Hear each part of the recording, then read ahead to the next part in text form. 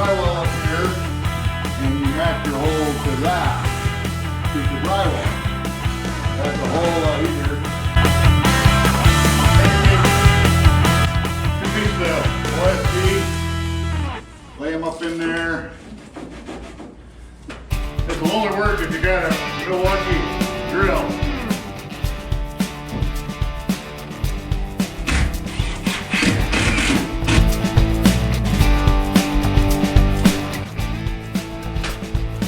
Got any loose edges, got everything that's loose, cut it off, it's going to cause you problems.